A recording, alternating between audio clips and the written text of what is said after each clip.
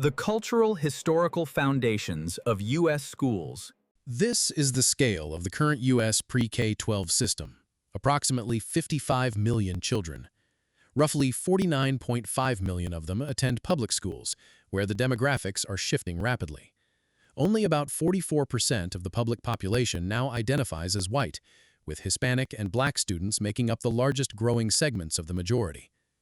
A typical school day now incorporates daily custodial care, attempts to solve poverty through federal food programs, and the management of a nationwide escalation in student mental health crises. This expanding workload, alongside the rise of the school choice movement and intensifying political polarization, has moved education to the center of a national debate over governance. Current legislative proposals advocate for a structural rollback, stripping away federal oversight and disbanding the Department of Education entirely to return authority for schools to the states. The U.S. school system lacks a unified master plan. It functions as an accumulation of cultural constructions, a 400-year-old architectural structure where new missions are added without subtracting the old ones. To figure out why the framework is stressed today, we have to look at the historical timeline and trace how the system became so overloaded. The earliest foundation was narrow. In the 1600s, localized laws simply required towns to hire a schoolmaster for basic literacy. It wasn't until the 1830s that Horace Mann championed the common school movement, arguing for a universal, non-sectarian public system funded by property taxes to create an informed citizenry. But as late as 1890, only 7% of teenagers were enrolled in high school. That changed after the 1874 Kalamazoo, Michigan decision, which legally established the right of local governments to levy taxes to support public secondary education, a practice that was adopted nationwide. As the nation transitioned into the Industrial Revolution, the school system was re-architected to mirror a factory model. It prioritized punctuality, obedience, and vocational tracking to prepare a massive influx of domestic rural migrants and foreign immigrants for an industrial workforce. During this time, approximately 11% attended school beyond the 8th grade, and only 2% of young people entered college after high school graduation.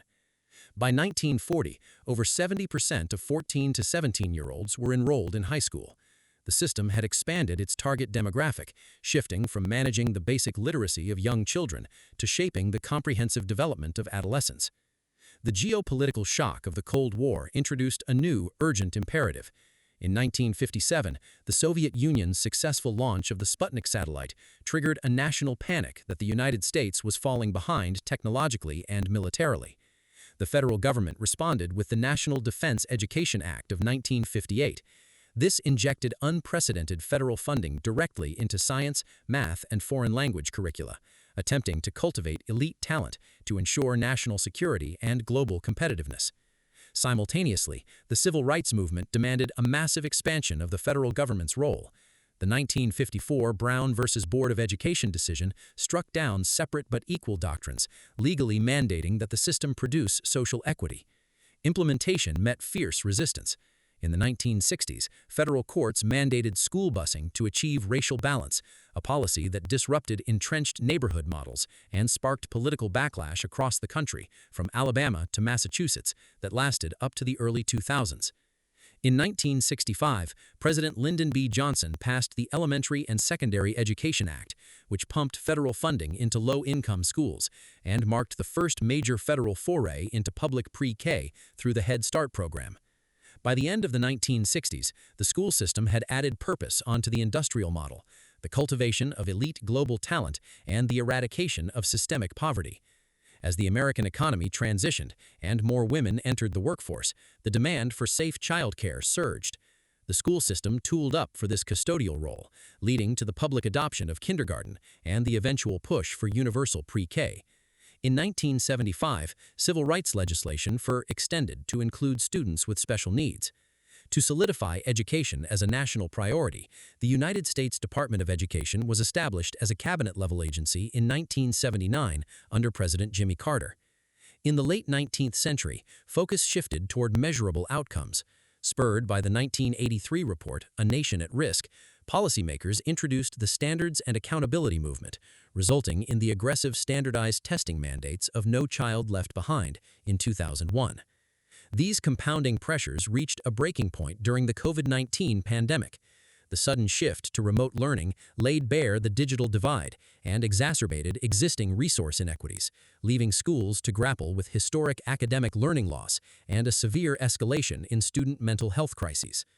This diagram shows policymakers expect macroeconomic growth. However, the system measures its success using a limited set of metrics: test scores, graduation rates, and college matriculation. While society demands complex outcomes like critical thinking, creativity, and civic empathy, the system predominantly funds and penalizes itself based on narrow academic data. The disconnect between the educational landscape. Teachers and administrators face a double bind. Their job performance is measured for a large part on the academic success of their students, while academic goals, regardless of their own post-graduation objectives. The U.S. pre-K-12 school system is struggling to meet the many and oftentimes conflicting stakeholder-driven outcomes embedded in the current structure. Thank you for watching, and we look forward to having you join in our discussions.